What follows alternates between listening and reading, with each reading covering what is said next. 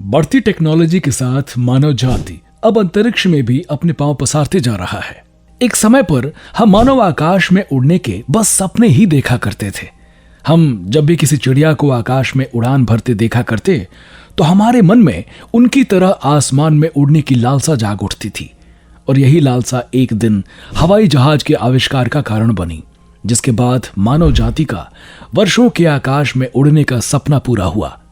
पर हम मानव ठहरे लालची यहां कहां रुकने वाले थे। जैसे ही हमें आकाश में उड़ने की आजादी मिली तो हमने अंतरिक्ष में अपने कदम रखे और चांद तक अपने लोग को भेज दिया। पर अब हमारे मन में एक और इच्छा जागृत हुई, क्यों ना हम अंतरिक्ष में एक घर बनाएं जो धरती के वायुमंडल में लटका हो, जहां से हम पृथ्वी के आसपास आने जाने वाले मेहमानों को भी देख पाएं। और फिर क्या था, अमेरिका की स्पेस एजेंसी नासा और रूस ने मिलकर मानव का यह सपना भी पूरा कर दिया और 20 नवंबर 1998 को अपने नए स्पेस स्टेशन का पहले सेगमेंट लॉन्च कर दिया। यानी कि अब कुछ ही सालों में मानव अंतरिक्ष में अपना डेरा डालने वाले थे। वो पृथ्वी के सतह के ऊपर तैरते हुए नीले आकाश से सूरज को उगता और डूबता हुआ देखने वाले थे, जो कि पूरी मानव जाति के लिए एक बहुत बड़ी उपलब्धि साबित होने वाली थी। आज के इस स्पेशल वीडियो में हम आपको इसी सफर की शुरुआत के बारे में विस्तार से बताने की कोशिश करेंगे।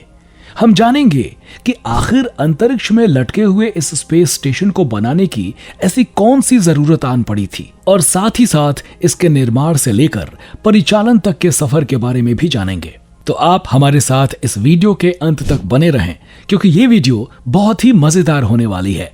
बाकी अगर आप हमारे चैनल पर नए हैं तो नीचे दिए गए सब्सक्राइब बटन को प्रेस करके बेल आइकन दबा दें। इससे आपको हमारे आने वाले वीडियो की नोटिफिकेशन आसानी से मिलती रहेगी।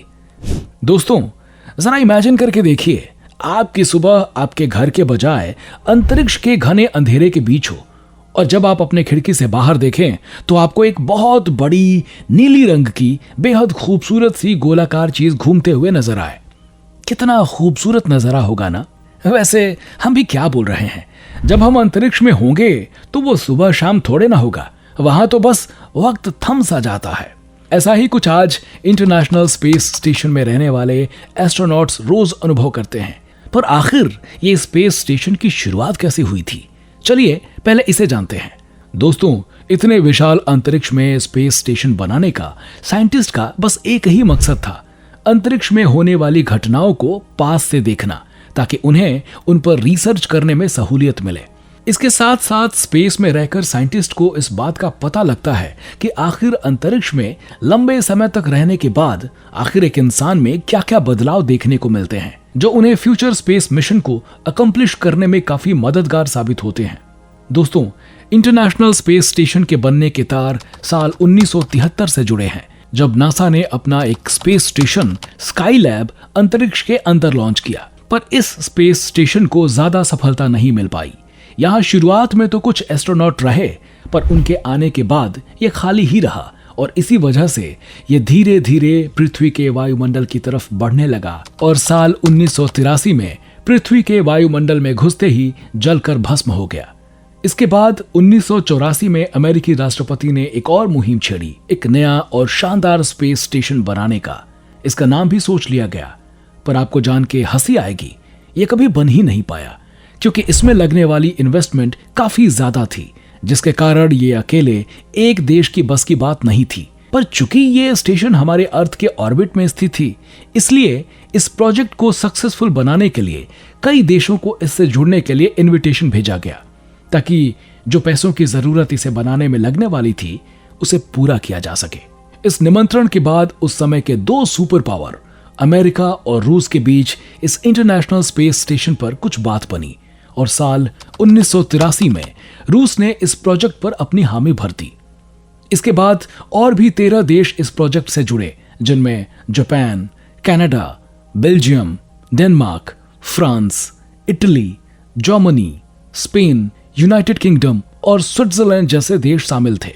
दोस्तों, ISS यानी कि इंटरनेशनल स्पेस स्टेट मानव के द्वारा अंतरिक्ष में भेजे जाने वाली आकृति में एक सबसे विशाल आकृति है। इसके साइज का अंदाजा आप एक फुटबॉल के मैदान से लगा सकते हैं।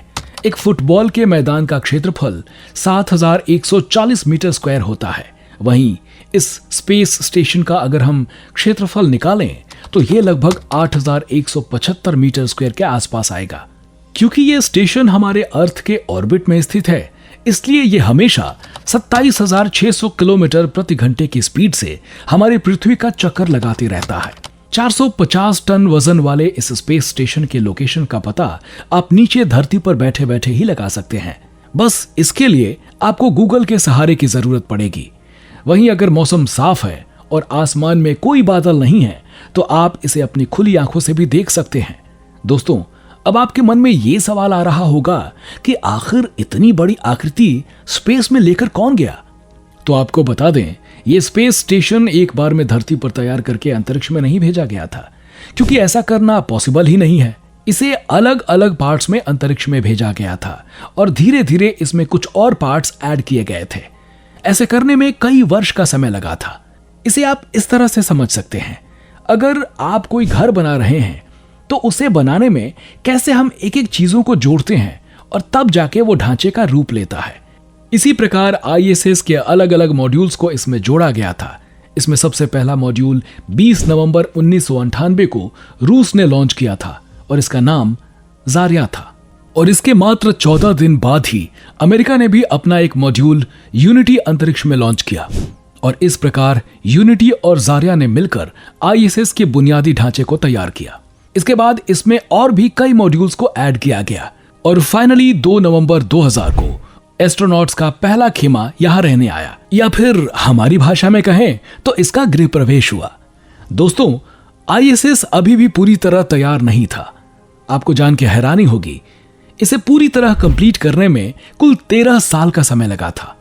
यानी कि साल 2011 में यह पूरा कंप्लीट हो गया था और शुरुआत से आज तक इस स्पेस स्टेशन ने अपना 22 साल 2 महीना पूरा कर लिया है। दोस्तों, आइए अब हम आपको इस स्पेस स्टेशन के स्ट्रक्चर के बारे में विस्तार से बताते हैं।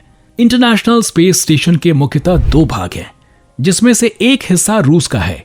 यानी कि स्टेशन के इस भाग में रूस अपनी सारी खोजबीन का काम करता है। वहीं दूसरा हिस्सा अमेरिका का है, जहां पर अमेरिका के साथ साथ बचे हुए बाकी देश का लैब है, जिसमें एस्ट्रोनॉट्स रिसर्च का काम करते हैं। अब आप सोच रहे होंगे कि इतने बड़े स्पेस स्टेशन में कितने लोग रहते होंगे। तो आपको बता दें कि यहां पर मैक्सिमम 13 लोगों के एक साथ रहने का रिकॉर्ड बनाया हुआ है, पर आमतौर पर यह संख्या 6 के आसपास ही होती है। और तो और हर 6 महीने एस्ट्रोनॉट्स की अदला बदली चलती रहती है। एक एस्ट्रोनॉट्स का खेमा अंतरिक्ष से धरती पर आता है और फिर यहां मौजूद अन्य ग्रुप फिर इस स्पेस स्टेशन में जाते हैं। आंकड़े की माने तो सितंबर 2021 तक ISS पर 244 एस्ट्रोनॉट्स जा चुके हैं और वर्तमान में वहां पर कुल 10 एस्ट्रोनॉट्स रह रहे हैं।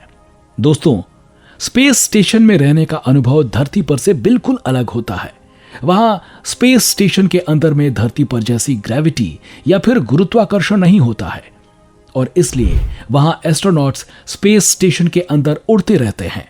उन्हें अपना भार तक का एहसास नहीं होता। सोने के लिए उन्हें एक विशेष प्रकार के केबिन में बंद करना होता है ताकि वो वहां से उड़ के बाहर ना आ जाएं। इसके बाद वहां पर तापमान और ऑक्सीजन की भी भारी कमी होती है और इसलिए स्पेस स्टेशन के अंदर तापमान, ऑक्सीजन और प्रेशर जैसी चीजों को संतुलित रखा जाता है ताकि इसे एस्ट्रोनॉट्स के रहने लायक बनाया जा सके। बाकी अगर स्पेस स्टेशन में कोई भी गड़बड़ी आती है तो वो अपना स्पेस सूट पहनकर उन्हें अंतरिक्ष में जाकर फिक्स करते हैं, जो कि खतरों से बिल्कुल भी खाली नहीं होता है, क्योंकि वहां पर ग्रेविटी नहीं होती है, जिससे एस्ट्रोनॉट्स के बॉडी पार्ट्स का एक्सरसाइज अच्छे से नहीं हो पाता है और इस कारण से उन्हें हर दिन 2 घंटे एक्सरसाइज करने की सलाह दी जाती है ताकि उनका शरीर तंदुरुस्त रहे। तो दोस्तों, ये थी आज की हमारी ये स्पेशल वीडियो, जिसमें हमने आपको स्पेस स्टेशन से जुड़े आपके सारे सवाल का एक एक करके जवाब दिया। उम्मीद करते हैं आपको ये इंटरेस्टिंग लगा होगा। बाकी अगर आपको कभी स्पेस से हमारी धरती को देखने का मौका मिले तो क्या आप अंतरिक्ष यात्रा करने को राजी होंगे? नीचे कमेंट सेक्शन में लिखकर हमें जरूर बताएं। बाकी वीडियो पसंद आई हो तो इसे लाइक करके अपने फ्रेंड से शेयर कर दें। मिलते हैं अगले वीडियो में। Thanks for watching.